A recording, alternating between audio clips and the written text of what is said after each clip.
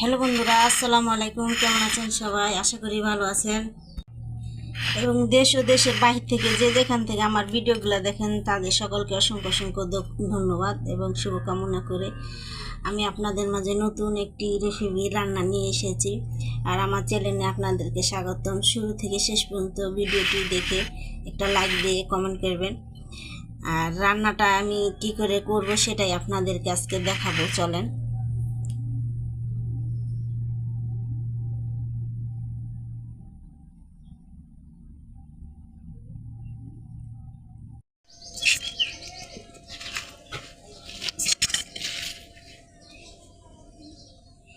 এটা হচ্ছে কাটুয়া শাক। এই শাক ডাটা আমি রান্না করবো আজকে।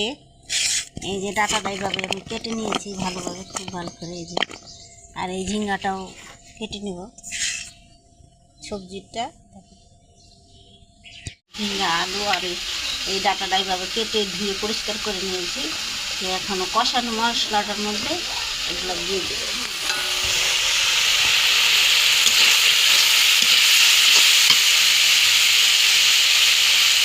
প্রথমে আমি আলুটা দেবো।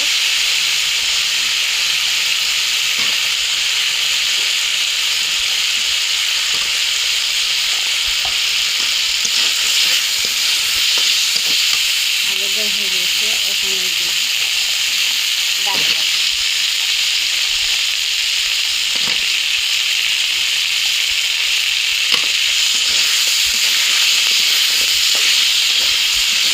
ভিডিওতে যদি ভালো লাগে তাহলে শুরু থেকে শেষ পর্যন্ত আপনারা দেখে একটা লাইক দিন।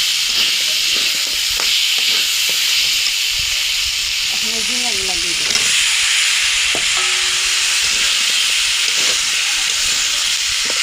একটু কষিয়ে নেব।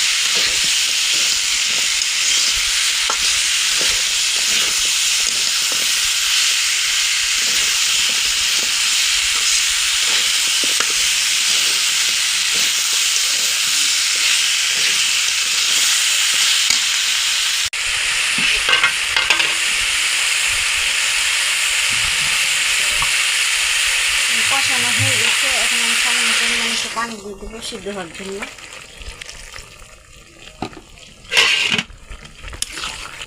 এখন ঢাকা দিয়ে দিব কিছু সময়ের জন্য। আমার রান্না করা হয়ে গেছে, এখন নামিয়ে নেব। খুব সুন্দরভাবে সিদ্ধ হয়ে গেছে ডাটা, আলু আর ঝিঙ্গা।